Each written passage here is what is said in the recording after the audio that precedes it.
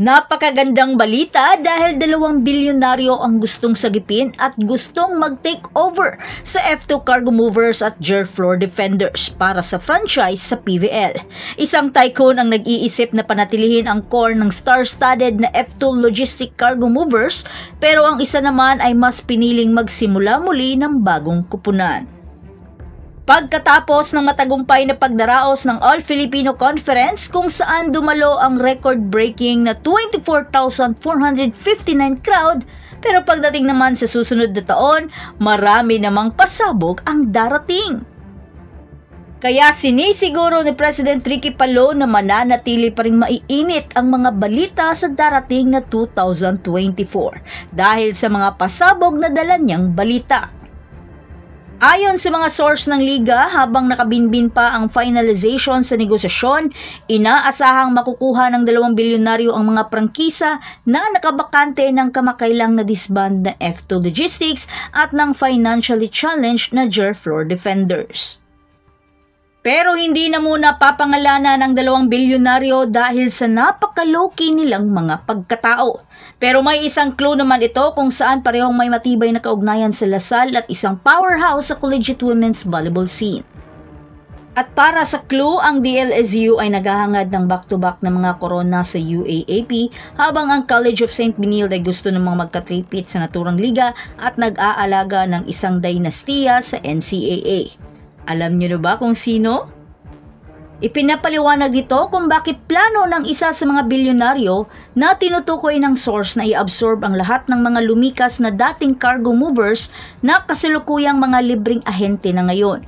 Karamihan kasi sa kanila ay mga hard spiking, high leaping players at sila ay matagal na rin sa Lasal. Kaya nais nitong i-intact pa rin ang kupunan. Pero hindi pa alam kung alin sa mga sari-saring kumpanya ng bilyonaryo ang gagawin niyang kupunan sa PVL. Ang pangalawang bilyonaryo naman ay si Mr. Everywhere kung tawagin.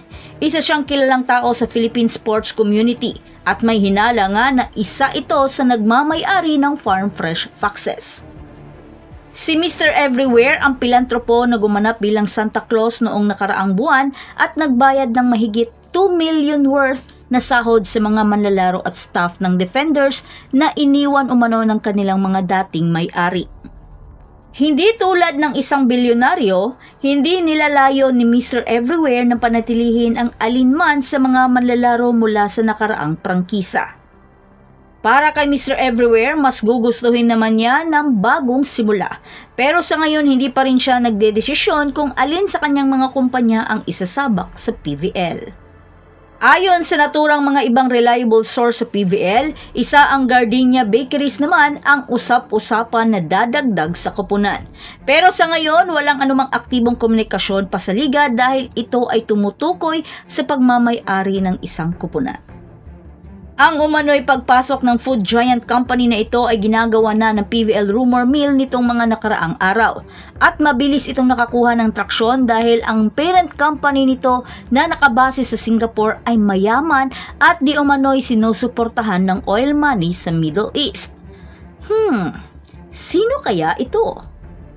Kaya ang aabangan natin sa susunod na taon, 2 malalaking prangkisa ang lumabas sa PVL, ang F2 Cargo Movers at Jer Floor Defenders, at 2 tycoon ang papasok upang iligtas ang mga kupunan. Kung tutuusin, isa na itong panalo para sa mga manlalaro, sa liga, sa mga sponsors at higit sa lahat, sa mga fans. Kaya hintay-hintay na lang tayo sa mga maaari pang pasabog sa mga darating pang araw. So that's it. Thanks for supporting this channel and please don't forget to like and subscribe and spike the notification bell para lagi kang updated sa mga volleyball ganap. And thanks for watching.